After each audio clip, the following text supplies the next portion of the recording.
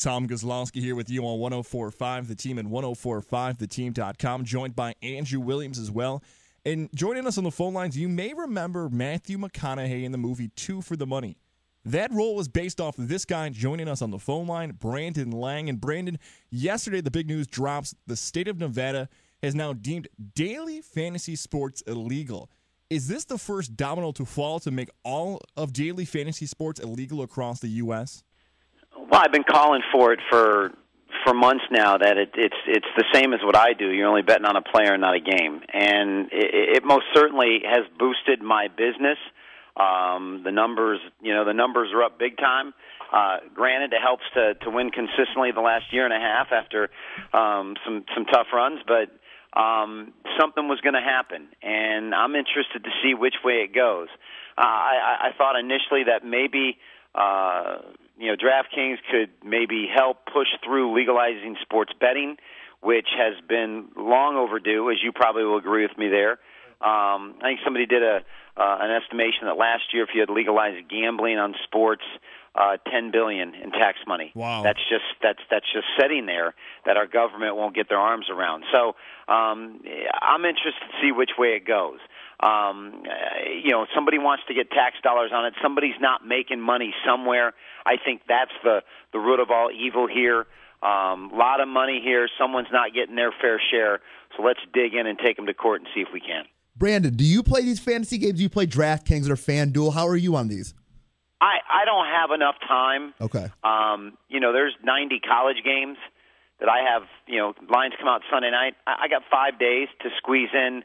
I'm only releasing one best bet on Saturdays in college football. I'm 9-1 this year. That's documented and validated on the website. So it's a formula that works. Now, to find that one game, you can't, to disservice to my clients, if I don't look at every single game, maybe just for a minute, just look at the line, look at the game. Now, if something jumps out at me, I'll circle it, I'll come back to it. But I feel it's a disservice if I don't at least look under every single rock to see if there's something I'm missing. And that website is BrandonLang.com, one of the best sports handicap websites you can find out there. And how has it changed overall gambling? Is there now handicappers or maybe the casual sports fan who may bet on a game that says, you know what, in the past I'd look at the line, I'd look at teams and say, this is what I'm going to try to, I'll use the term invest on, but now they shift over to fantasy. Has the casual bettor now kind of moved away from betting on the lines?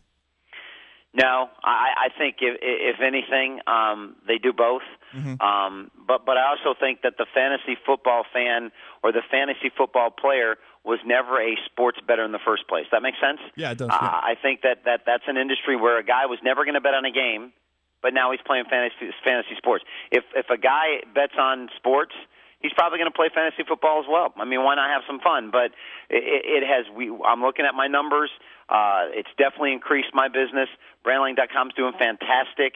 Again, it helps when every other commercial on TV is Matthew McConaughey driving around in a Cadillac. So, at the end of the day, I can't be mad about that. And Brandon, now everybody sees these headlines with the DraftKings and FanDuel going on. Do you think this is blood in the water and people are going to go after it? Or is it something that Nevada's just like, if you want to have this sports betting, you have to get legalized. You have to get licensed like everybody else we have in our state? Yeah, somebody isn't getting greased. And so now let's raise some stink so-and-so can get paid off. It is legalized betting. Okay. And the fact that the NFL has embraced it is one of the most hypocritical moves I've ever seen, because and I know DirecTV ain't selling, so Bill and Bob in Idaho can watch their favorite team. Right. DirecTV selling because, initially before fantasy football took off, people bet on games and want to watch every game. Why do you think we have weeknight football games now? So you can bet almost every day of the week. Legendary sports handicapper Brandon Lang joins us. Make sure to check out his website, BrandonLang.com. And let's go back. Some people may know you from the film Two for the Money, where Matthew McConaughey, the Academy Award-winning actor, portrayed you. Let's go back to that time. What happened? How did that all who came up to you? Who approached you? What was the reaction when they said they're going to do a movie about your life? Well, we have to do a whole nother segment and a whole nother radio show, because when we get into that, then you get into the whole caddy stories because I left the business in '95. I got to the point where I needed to get away. Didn't like it anymore. Went down to Australia, met a bartender in Perth, and got in a pickup basketball league and got to know these guys real well. And they go, man, well, you lived a crazy life. That'd make a great movie. And a light switch off, like Talia Shire telling Rocky, just go win. Went back to Vegas, told my mom I'm going to L.A., network a movie deal. Got to L.A., worked my way into Riviera Country Club as a caddy. I figured if I caddied for producer, director, writer, pitching my idea, close them, sell them, done deal. And sure enough, I got into caddying in early '98. My first loop out of the box was Robbie Krieger, guitarist of The Doors, me and him on a Sunday, just walking down the fairways, single bag, talking about Jim Morrison. Wow. And I said to myself after that loop, I said, if this is my first guy out of the box, I'm in the right place. And sure enough, 4 months later, caddied for Rene Russo's husband, Dan Gilroy. Of note, he just did the Jake Gyllenhaal movie Nightcrawlers was his first directorial debut. Met Rene on the set of Free Jack with Mitch Jagger. Dan loved it, wrote it. 8 years later, 2 for the money. So in the interim, I still stayed caddying at Riviera Country Club. There isn't a President Clinton I caddied for. Jordan, Gretzky, Mark Wahlberg, Tom Cruise, Sylvester Stallone, Jack Nicholson. I mean, it's on and on and on and on. So the caddy stories are of epic proportion. But that was my game plan, executed it to perfection, and it really was that easy once I networked my way into Riviera. Did you pick McConaughey? Was it like one day, you're just caddying, he comes along, you're like, I want you to play me in the movie about me? Guy, yeah. No, I had 3 guys on my dream team, which were Vince Vaughn, Ben Affleck, or Matthew McConaughey. So decent. Jay Cohen, who is the producer that kept it going, and I owe Jay so much. Jay actually, and an amazing thing, and again, we don't have enough time to really get into it. We can get to it again because it's a phenomenal story. But it's amazing when you go through the 8-year process I went through that a movie ever gets made in Hollywood. Because you can attach a director, and then with that director attached, you can go out to 6 actors. Those 6 actors say they don't want to work with that director. Well, that killed 1.5 years of your life.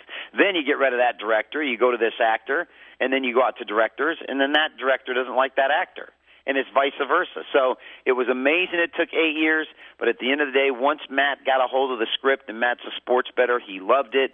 Once Matt came aboard, Renee got Pacino because they have the same agent, and the rest was history. 2 more questions for you, Brandon. First, you dropped all those great names that you've been able to caddy for. I want to focus on one, Michael Jordan, because he's known as a very intense golfer. Did you get that same feel around him? Were you a bit nervous to say, boy, I don't want to mess this up around MJ? There's some stories about him going off on guys, whether it be teammates or caddies. No, because you got to understand, the 1999 Nissan Open at Riviera Country Club, I caddied for my good friend Ted Treba. It was known as the Nissan Open. It's now the Northern Trust.